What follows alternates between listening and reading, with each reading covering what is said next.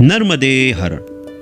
मैं संजय सेन स्वागत करता हूं आपका हमारे YouTube चैनल मेरी यात्रा पर। मैंने और मेरी धर्मपत्नी हम दोनों ने लगभग 3000 किलोमीटर की नर्मदा परिक्रमा हमारी SP 125 होंडा बाइक से 12 दिनों में पूरी की है।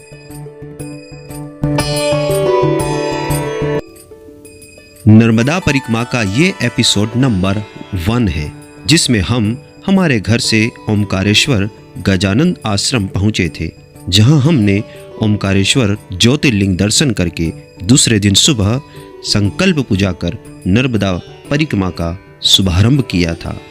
तो बने रहिए हमारे साथ और करिए डिजिटली परिक्रमा अपने घर बैठे। नर्मदे हर। ये है गजानन आश्रम, जहां परिक्रमावासियों की रुकने की व्यवस्था की जाती है। पैदल परिक्रमावासी 3 दिन और वाहन से परिक्रमा करने वाले भक्तजनों के लिए 1 दिन रुकने की व्यवस्था यहाँ पर निःशुल्क रूप से की जाती है, जिसमें आपको दोनों समय का भोजन भी उपलब्ध कराया जाता है। ये है सुंदर सा गजानन आश्रम ओमकारेश्वर का। ये गजानन जी जो संत महात्मा थे, उनकी मंदिर है, यहाँ पर उनका विग्रह स्थापित किया हुआ है। और आज है धनतेरस, जबरदस्त आतिशबाजी हो रही है। सुंदर शांत स्वभाव परिसर है पूरा।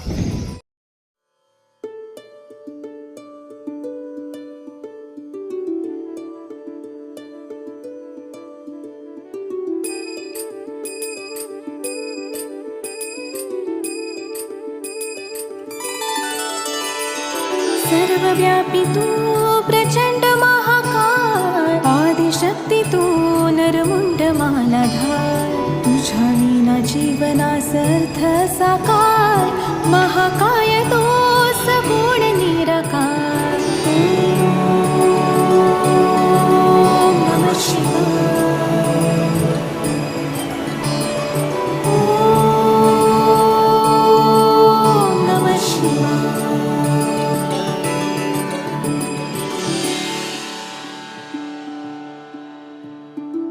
तो ये वो गुफा है, आदि शंकराचार्य भगवत पाद उनकी तपस्थली है ये, और यहीं पर उन्होंने तपस्या की थी। और ये जब उनके गुरुदेव तपस्यारत थे तो उन्होंने कमंडल में अपनी बाढ़ का पानी जब नर्मदा मैया का ऊपर आ रहा था तो उन्होंने अपने कमंडल में लेकर उसे शहर को, पूरे ओमकारेश्वर को बचाया था। ये यहाँ की कहानी बताई जाती है। ये उनका विग्रह आदि शंकराचार्य जी का, और प्राचीन है। इनको फिर पुराने पिलर है, लेकिन इनको सुरक्षित करने के लिए अलग से फिर यहाँ पर सुरक्षा के दृष्टि से अलग से निर्माण करके इसे बचाया जा रहा है। और ये ठीक ओमकारेश्वर मंदिर के नीचे है, और यहाँ पर ये रास्ता बंद कर दिया गया है। वैसे इधर भी रास्ता था गुफा का। तो ये आदि शंकराचार्य की गुफा, इसे देखना ना भूलें जब भी आप यहाँ पर आएँ।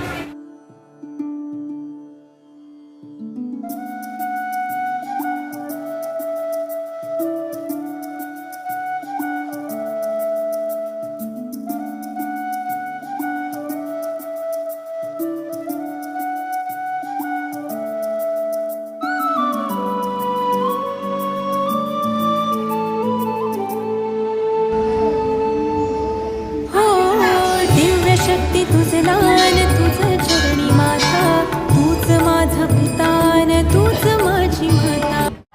तो साथियों, नर्मदे हर, ओम नमः शिवाय। इस वक्त हम झूला पुल पे खड़े हैं ओमकारेश्वर में। सुमधुर संगीत बज रहा है।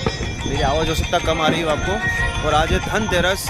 आज के शुभ अवसर पर हमने आज कार जी बैठे हैं, उनके पावन दर्शन किए और दर्शन लाभ लिए हैं।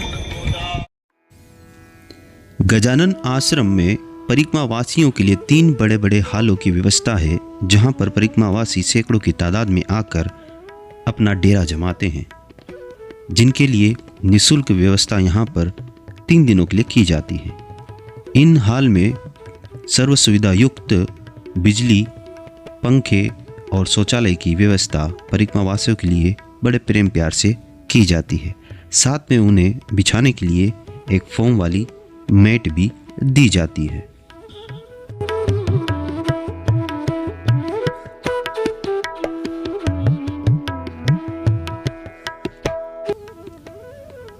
ये है सुंदर सा प्रांगण गजानन आश्रम का, जहाँ पर यात्रियों के लिए भक्त निवास और परिक्रमावासियों के लिए 3 बड़े हालों की व्यवस्था है।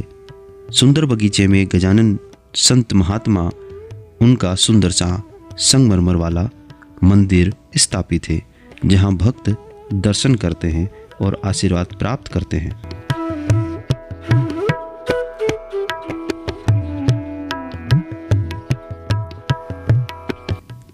यह वह स्थान है जहाँ पर परिक्रमावासियों का रजिस्ट्रेशन किया जाता है। ये सुंदर सा चित्रण गजानन महाराज का और उनके 4 भक्तों का, जो अमावस के दिन दर्शन कर कर खेड़ी घाट की ओर लौट रहे थे। बताया जाता है चट्टान से टकराकर उनकी नाव क्षतिग्रस्त हो गई थी और स्वयं मैया प्रकट होकर आपका और आपके भक्तों का बचाव करती है।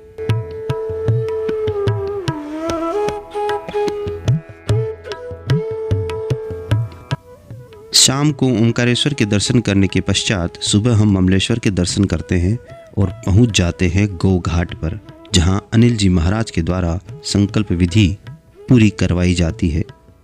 और भी वहां पर ब्राह्मणगण होते हैं जो आपकी संकल्प विधि को संपन्न करवाकर परिक्रमा शुरू करवाते हैं।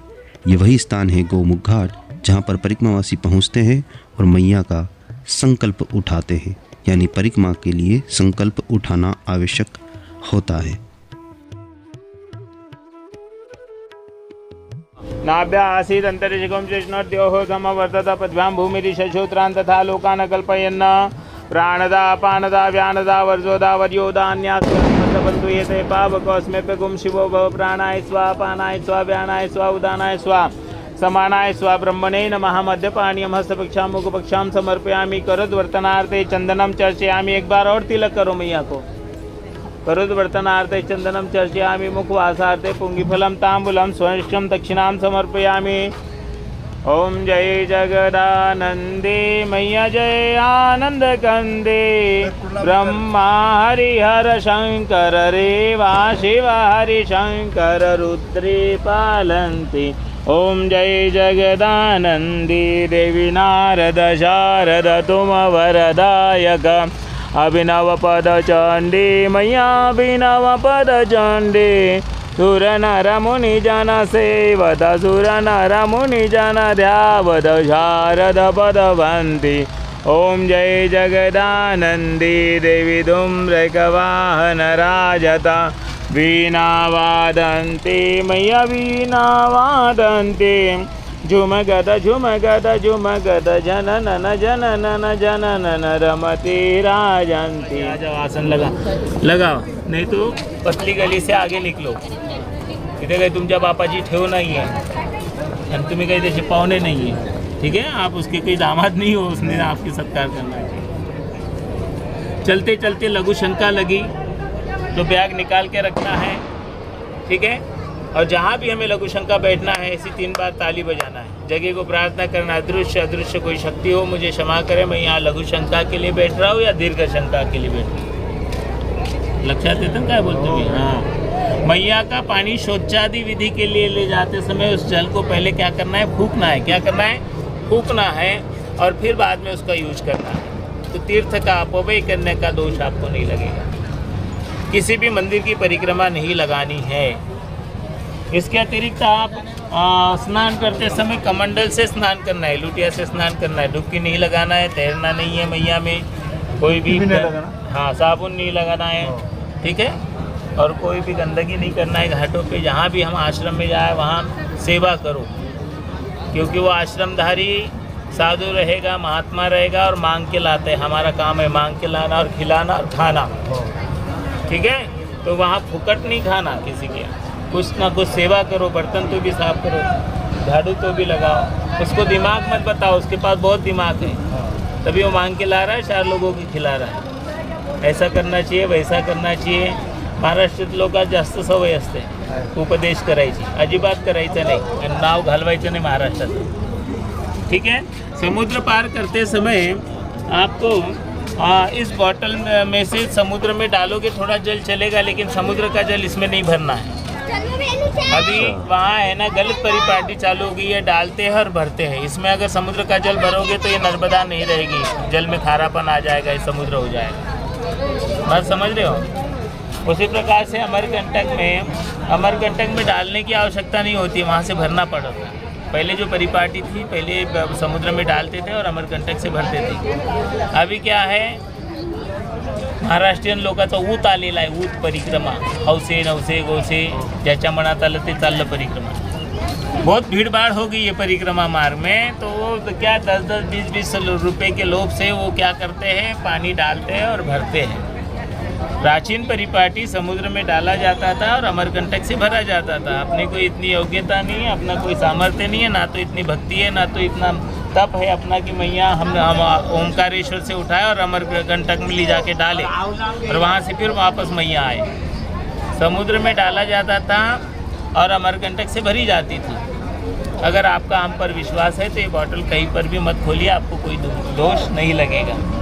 समुद्र में नहीं डालेंगे, नहीं डाली तो चलता है, नहीं डालोगे तो भी कोई दोष नहीं है।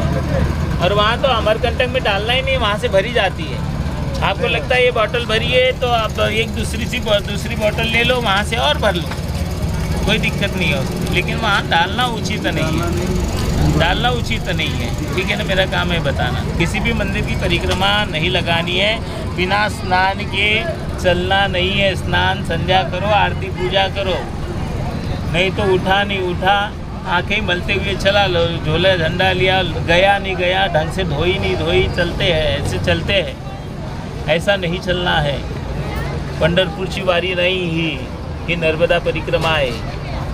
ठीक है, पंढरपुर की वारी में क्या होता है, देव और भक्त, इसमें तीसरा कोई भी नहीं होता। अभी जो आप ये जो परिक्रमा का संकल्प नर्मदा मैया की साक्षी से, सूर्य नारायण की साक्षी से और ओमकार ममलेश्वर की साक्षी से संकल्पित हो, आप प्रतिबद्ध हो, ठीक है, बंधे हो, इसीलिए नियमों का पालन करो तो हाथ में कुछ लगेगा। नहीं तो ठन ठन गोपाल कहाँ गए थे कहीं नहीं, और क्या लाए कुछ भी नहीं। क्योंकि इधर से परान्न खाना है, लोगों का अन्न खाना है आपको, खाने में और वो देने में चले जाएगा, दूसरे के घर में सोना है। एक कण अन्न का दाना कोई फ्री में नहीं देता। आई बात समझ में? वो सब आपका पुण्य निकल जाएगा। इसीलिए हर पग पर आपको नाम चिंतन करते हुए चलना है। ठीक है, नाम चिंतन में कोई कुछ रही नहीं करना है, नहीं तो ये परिक्रमा की जगह परिक्रमा रह जाएगी और ऊपर से कर्ज लग जाएगा आपके ऊपर, और अगला जन्म गधे का लेके यही नर्मदा खंड में जिनका खाया उनके यहाँ ईटा रेती मिट्टी ढोना पड़ेगा। यथार्थ है ये, है बात समझ में? चलो धागा उठाओ उसमें से। गुरुदेव वापिस यहाँ आने के बाद क्या करना है? हाँ, ये हो गया संकल्प। आने के बाद होगा सोड़ संकल्प, जिसे कहते हैं उत्तर पूजा। तो आने के बाद भी पूजन होगा, तो डायरेक्ट आश्रम आ जाएगा, कोई दिक्कत नहीं। उत्तर पूजा होने के बाद ये जल चढ़ेगा ममलेश्वर और ओमकार जी, ये जल चढ़ेगा ममलेश्वर और ओमकार जी। इसीलिए वो संकल्प की सुपारी दोनों और रुपया दोनों संभाल के रखना है, ये वाले? हाँ, खोना नहीं है उसको। और इस प्रकार गोमुख घाट पर संकल्प विधि पूजन करवाकर हम निकल पड़ते हैं नर्मदा परिक्रमा के लिए। आज का जो शुभ दिन था वो है रूप चौदस, यानी दीपावली के एक दिन पूर्व हम निकल पड़ते हैं मैया की प्रदक्षिणा के लिए। तो अगले वीडियो के लिए आप बने रहिए हमारे YouTube चैनल पर, जिस पर हम ओंकारेश्वर से टोक्सर के लिए जाते हैं। नर्मदे हर।